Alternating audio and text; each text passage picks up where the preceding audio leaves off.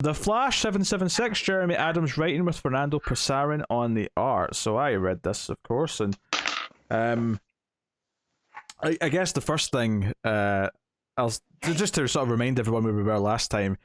We had Eclipso show up out of the magic spear thing from space, and then when Flash was getting his ass kicked, Fate showed up. Dr. Fate showed up and pulled him into a portal. So that's where we start off at the start of this issue. And basically, this is a really meta issue where Dr. Fate very quickly, it's the second page. So the second page, or the end of the first page, Dr. Fate's talking to Wally, and they're in, like, where is it? We're in a two-dimensional causeway. That's what he calls it. They're in a two-dimensional causeway. And Dr. Fate says, it's going to be up to you to guide us through. And Wally's like, me? How? And he's like, no, not you, Flash. And you turn to page 2, and Dr. Fate is coming through the panel and says, you, the reader of this book, our fate lies in your hands. So this is a meta book where Dr. Fate is constantly talking to the reader and asking them to, like, do things to help figure stuff out, and guide them through this interdimensional pathway. Wally freaks out when Fate shows him that there's a reader of a comic book looking at him. It's all very weird and meta. There's, like, monsters that chase them, and it starts getting into some weird stuff, one of which I'm going to complain about as a digital reader. So basically, they're getting swarmed by monsters, and Dr. Fate says, reader, you need to help us. It's up to you. Turn the book counterclockwise, and then you turn the page, and if you flip it, like, it's almost like you've, like, tipped the page so that all the monsters fall down this big crevice. The way this page is written is a little bit weird, though, in that the text is still in the right sort of way up, right, so you can read it properly, which is good. But you kind of have to start reading it sort of low down and sort of go up to the right. And I don't know if that was super clear when I first started reading it, because it's got panels at the top, and it kind of made me feel like I should be reading that across and then going down to that bottom big chunk, and that's not how it's meant to be read at all.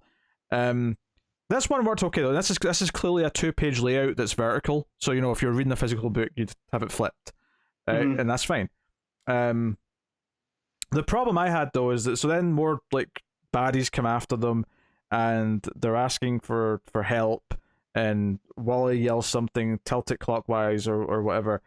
It does the same trick again, and they end up falling through a giant hole into a big pool of water. Because you basically, by flipping the book, you're messing with gravity. Think of, like, Inception, when the van's turning and it's flipping the world. You're basically doing that as the reader. The one that bugged me, though, is that when they're in the water and things are going bad, Wally shouts out, turn the book upside down. Is that the book actually does flip upside down, including the text. And admittedly, part of this is that, like, my Kindle Fire, like, you had to lock the screen. Oh no, I tried to lock the screen and it wouldn't work. So there is legitimately 2 pages of this book where I never read the dialogue because I couldn't. It was upside down. That's frustrating. No matter what I did. And part of it might be a device, like, hiccup rather than the book's fault, but they really have to consider when they do these gimmicky things where they want people to turn the books around, like, think of the digital reading experience and accept the fact that it's not going to work, so just have it be the right way, because it's annoying, right? It's just annoying. Don't do it. The first couple of times were fine because it still worked.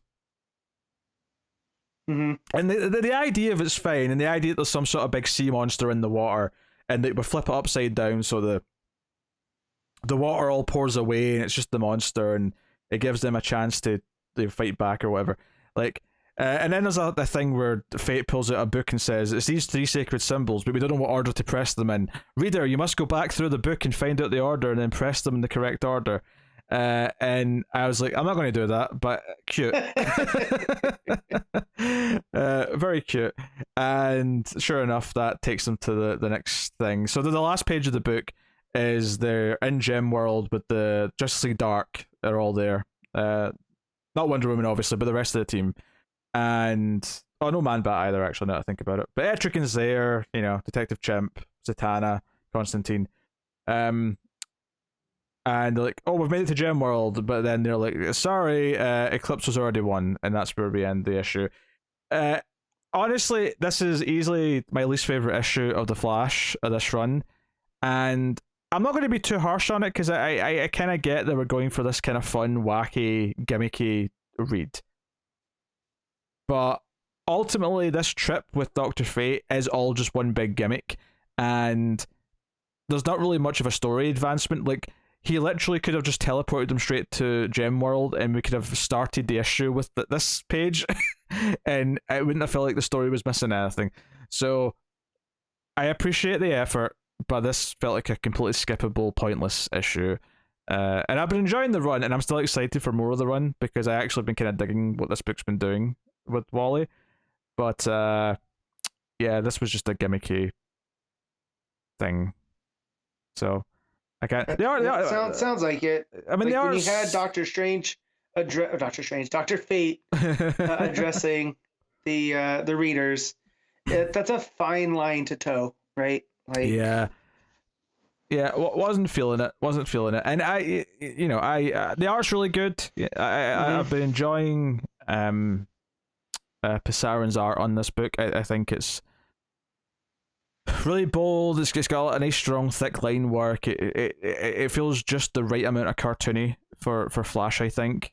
And the big monster, the big sea monster and stuff does look good. Like these things do look good, but ultimately it's just a bit of a gimmick of an issue. So it's kind of a shame. I kind of have to give it like a 5. So sadly, it's a bit of a blip.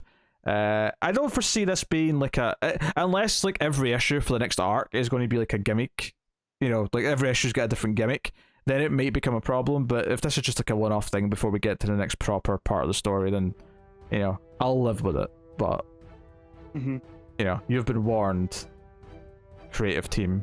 You've been warned.